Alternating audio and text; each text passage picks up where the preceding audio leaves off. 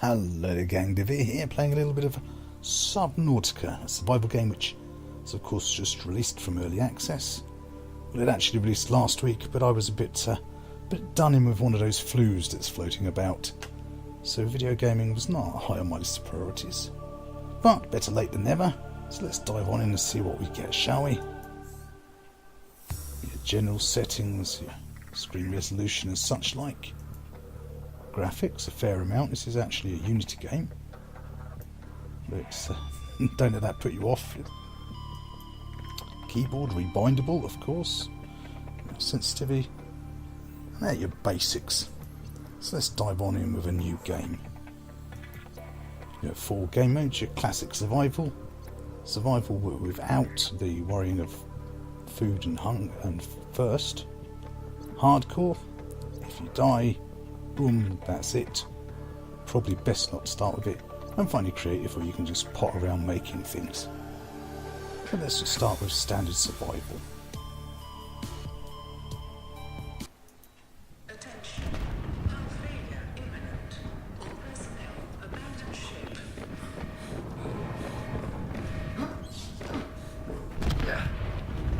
Launch in 3, 2, 1.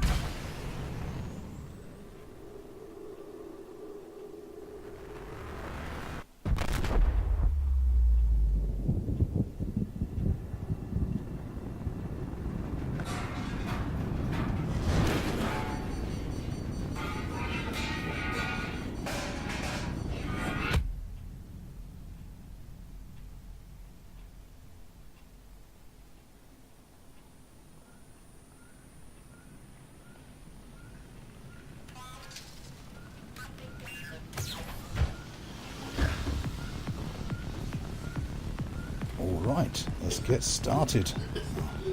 First order of business is of course getting rid of this fire. Right click to start the extinguisher.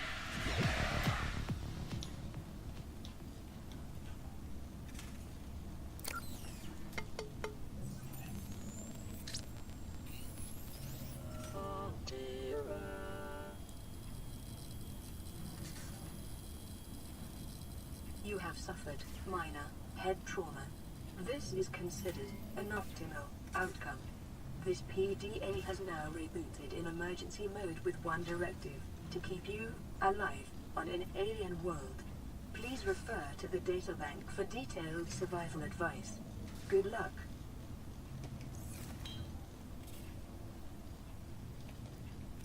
So yes, your PDA, this is your basic interface, this is your inventory of course. Blueprints, if you've played other survival games, this is what you can build and manufacture, and as you explore and find more stuff, you'll have more things that you can build. Beacon manager, that's just for when you get some beacons and want to be able to navigate around.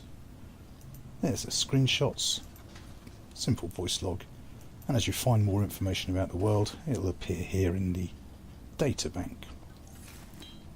It's a storage base. Let's just quickly drop this off. There's some basic starting survival supplies.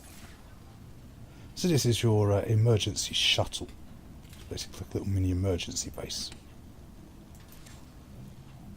The fabricator there automatically rebuilds new, or remanufactures new health kits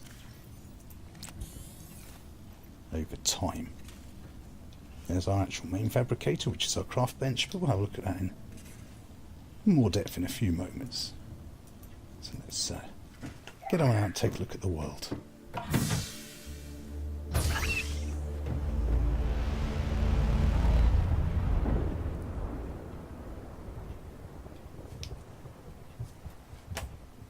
And that was our spaceship. The Aurora suffered orbital hull failure. Cause unknown. 0 human life signs detected. So of course the twist with Subnautica, the clue is in the name. So we're stranded on a mostly oceanic world of an alien origin. And yeah, the devs have done a really good job of making this feel quite alien. This was somewhat pretty looking. So we must start collecting supplies. And in this case, we look for some little blocks. They'll be around here somewhere.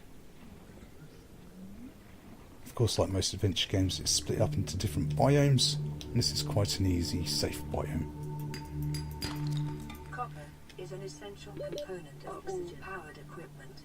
Your probability of survival has just increased to unlikely and plausible. So we need to collect a few of these bits and bobs. So you've got sandstone and limestone blocks at this level. Limestone contains titanium and copper. Sandstone contains the more exotic elements. We want a couple of these acid mushrooms for sure. Detecting sulfur deposits in the local cave systems. Sulfur is an essential component of the repair tool. Get up and get Oxygen. some air first. Of course, earlier game we don't have much in the way of expanded tanks or anything, or any vehicles. So we're a bit more tied to the surface. Some more copper, good. Some more glass. Well, that will become glass. Oh, whoops, there's a... one of the semi-hostile creatures here. But these have the cave sulfur, which we shall need anyway. Where did I just saw a limestone block, did I not? Looks like a bit of rush. Hopefully we can find some bits of this ship. So yes, this is basically a generally sort of fairly safe-ish biome to start in. Parts of ship wreckage, they can be converted into titanium. And where's those creepers are over there. So yeah, the devs have done a really good job of making this feel quite alien. Oh, and those little boxes there, we'll come back and look at that in a short while, see why they're important. And have I got enough materials? I'm not sure if I've got enough materials to make the basics just yet. I think I have. So let's go have a little play with the constructor or the fabricator. So left click to use it, and it's you can see food, equipment. These are your basics. You refine them down. So first of all, we want to get some silicon rubber for sure. And that metal salvage from the ship, that becomes titanium, which is your basic building block. Don't know if I need any more of that just yet. I don't think I need any glass just at the moment. So let's go to personnel, equipment. Nope, sorry, tools.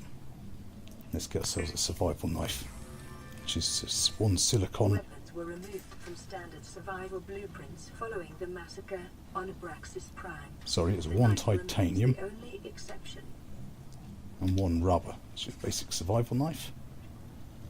Now, next one we want is electronics. We want a battery, which is 2 mushrooms and a copper ore. Now again under tools, we now want our scanner. And these are your 2 most important basic starting items. Can be used to synthesize blueprints from salvage technology and to record alien biological data. So that's, knife is under 1, scanner's on number 2. So now let's go and explore. I should have checked to see if I had enough titanium to make an expanded tank. So now if I right click on things when they're in range, we can add them to the data bank. It also tells us which things are edible, which creatures can be used for other resources. And those little fellas there, these bladder fish, you definitely want to keep a hold of them. Keep your eye on these. Let's have a couple of those because they're early game. They're your easiest source to find water. May have unexpected applications. Utilizing alien resources is a proven survival strategy. You can also right click to attack things. You can also use this creeper vine Print acquired. in a pinch as food and water. Though you don't get a lot from it. So where was that little box we were looking at earlier on? I thought it was over here somewhere. Oops, try and scan you. Alright, I won't scan you. I thought it was over here somewhere. Ah, there we go. These boxes contain useful items, which if you find enough of them, allow you to build vehicles, as well as other useful items. So that's it in its nutshell. That's your basic start to getting running in this game. Your scanner and your survival knife first and foremost, and then just start exploring, all very Star Trek, becoming peace, shoot to kill and all that. So this was just released from early access last week, and in all honesty, I think it should have stayed in a bit longer. There are still a few technical issues that mar this game, in all honesty. You might have noticed a bit of stuttering, performance issues. There's also still some texture pop-in and items randomly drawing in. I've already scanned him, haven't I? Come here. I should have picked up that titanium. There's also, I've had a few clipping issues where the graphics will stop drawing in. What did I say that was? Yeah, we take use. We can build a bigger air tank now. Yeah, the graphics will just stop drawing in. No clipping planes, so you have to usually just saving out, restarting fixes it, reloading in again. It's still annoying. Basic resources, we'll refine some titanium. Now we've got a few creatures. So that tells us we need some bladder fish. So we'll have that for water. I was going to make a tank, wasn't I? Equipment. Yeah, now we get an expanded tank. So of course that is the big twist of this game is it's more about going down rather than out or up that you do in most survival games. And as you explore you'll find more and more dangerous creatures, but different biomes have more exotic materials, and eventually you'll build yourself some big underwater bases. But this was a basic how to get started. Survival knife and scanner, start exploring around. So keep your eye out for those little boxes especially, with useful equipment in them. And as you get more and more blueprints, they'll eventually turn up here. And they've done quite a good job on building all the various alien life forms and things. There's a lot of little lore stuff to read here.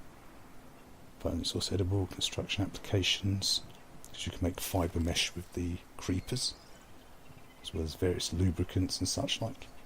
And of course as you go through the game you'll get more and more useful power sources. At the moment we're sort of limited to batteries, which you'll need a few of. They're easy enough to make, acid mushrooms and a bit of copper. So yes, it's just I don't understand why they've rushed it out of early access so fast. It's not like this was a bad seller for them. It's been regularly on the top sellers. It's kept them in the bread and butter.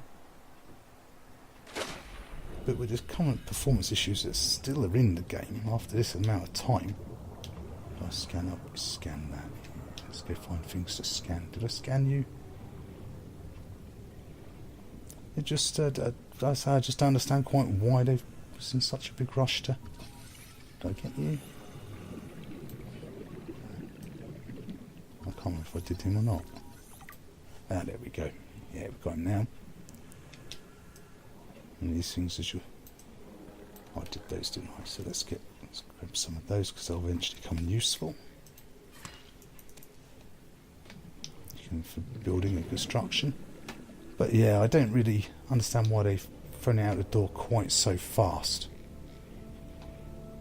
As See there, I don't know if it picked it up. There's been a few stutters, a few performance issues. Really shouldn't be here after this much time in early access. An extra 6 months just performance passes, I think, would have been a good idea. It's not. It's a bad game. I say it's quite a nice twist on the. Certainly quite a nice twist on the usual survival. Detecting increased local radiation levels. Trend is consistent with damage to the Aurora's drive core sustained during planet fall. Yeah, quite a nice twist on the survival genre. It's got more of a zen, relaxing feel though than absolute sort of. It's not hard. I wouldn't consider it hardcore like 7 Days to Die, Project Zomboid, The Long Dark, or any of those games, which are quite high intensity. Stay Alive Apocalypse. This has, as you see, with the beautiful graphics and that, and intriguing aliens and different things to find. It's got quite a almost zen-like experience at times. Quite relaxing, diving underneath the water and farming away your materials. So anyway, gang, I think we'll conclude our dealings here. This was Subnautica, and a very fast, quick start guide. But yeah, I would have liked a little bit more performance increases before they set it loose into the wild. I think that would be a fair. It's not a bad game. It's not unplayable, but those issues are still there, and you should be aware of them. So anyway, gang, I hope you found this video useful or interesting in some way. And as ever, don't forget to like, comment, subscribe to let me know you're alive, and I shall see you all next time. Bye now.